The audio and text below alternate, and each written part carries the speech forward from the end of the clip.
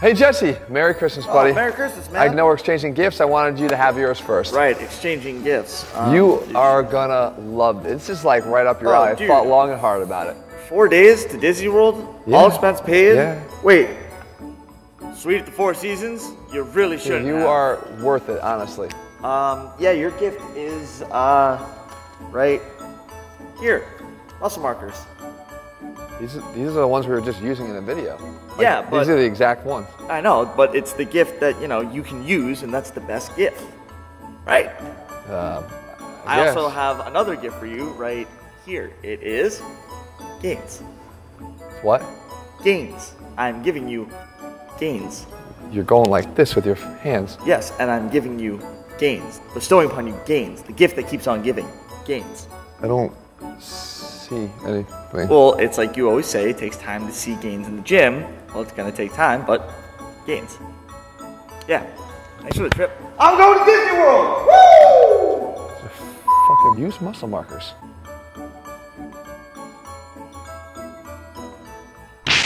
What's up guys, Jeff Cavalier, ATHLEAN-X.com. So you want those arms to grow and you want it to happen fast, like that fast? We're gonna work on that. Maybe not that fast, but the thing is, if you do the 5 things I show you here in this video, by the way, Jesse, 4 seasons. I get this. You get the 4 seasons, I get this. I'm gonna show you 5 things that's gonna help you to build arms much faster, both your biceps and your triceps, if you do exactly what I'm gonna show you, right? So we're gonna break it down one by one, covering each of the 5 essentials to make sure that you see those gains a lot quicker. All right, so the first thing that you need to do is you need to kind of change up your mindset when it comes to training. And like it or not, you're gonna have to add in an arm day. Now I know you're thinking, arm day is a thing of the past. We don't do that anymore, Jeff. Bro science says that that's something that we don't do. As a matter of fact, if you want to see gains fast, and that's the key word to this video, arm day better become part of your equation again. Let me break it down for you. We know that total body training is one of the more popular ways to train these days. And splitting your body up either as a total full body workout done 3 times a week, let's say Monday, Wednesday, and Friday, or as even a push-pull legs or an upper and lower total body split. There's a lot of ways we can do it. As a matter of fact, 2 of our newest programs, both Monster and Beast, employ a total body training approach. That being said, you need to make sure that you're at least choosing some arm-specific, bicep and tricep specific exercises if you want to see the fastest gains possible. It's imperative that you do.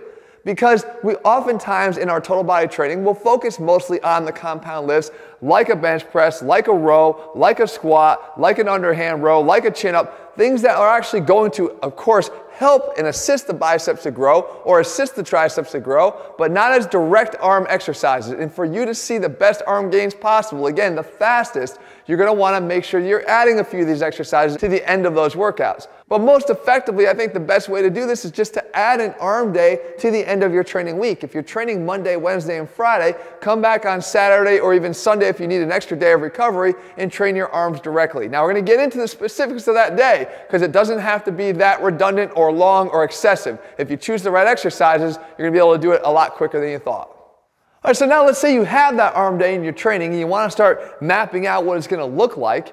What you're going to look for is the exercises that keep it simple but effective, that allow you to just simply train harder on those exercises as opposed to trying to conserve enough energy to accommodate all the different selections you want to make. Like I want to do my preacher curls and my concentration curls and my standing dumbbell curls and my barbell curls and my cheek curls.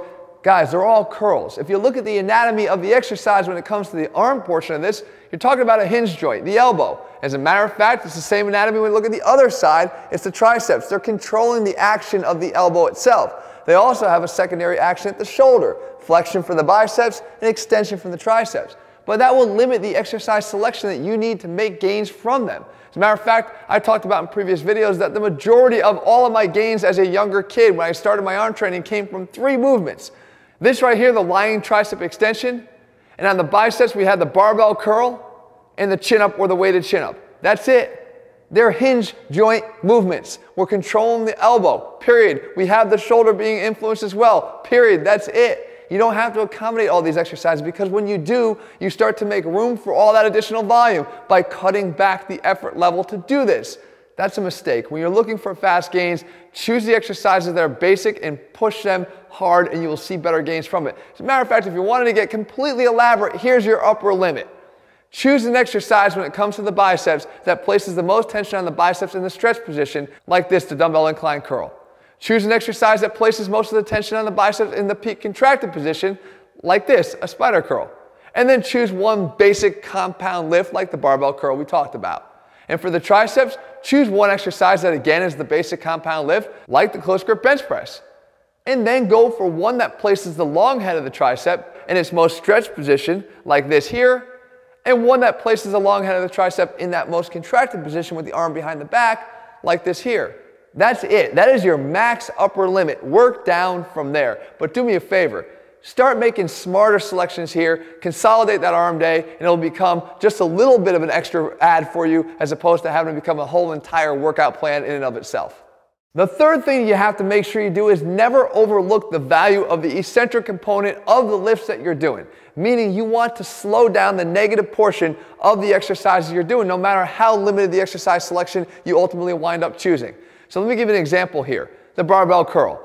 Don't just simply drop the weight. We talk about it all the time, but when it comes to arm exercises, you're being forgiven more here than any other lift you could possibly do. Because when you look at the consequences of what's going to happen when you fail during an eccentric, if you push it past concentric failure into eccentric failure, the consequences are that the bar is going to be dropping to the floor. And if you're doing a tricep exercise, the bar is going to probably be dropping behind you. But the idea is you're not getting pinned. If you're doing a bench press and you didn't have a spot, and you didn't have a rack to do it in, if you went to eccentric failure, that bar is likely going to wind up pinning you to the bench. You're going to have to do one of those maneuvers to get out from under.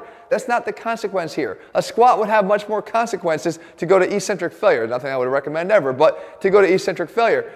Arm training is very forgiving that way. Take advantage of that. Don't overlook the eccentric. It's one of the main ways to stimulate growth, and especially if you want to see fast gains, this is the way to do it.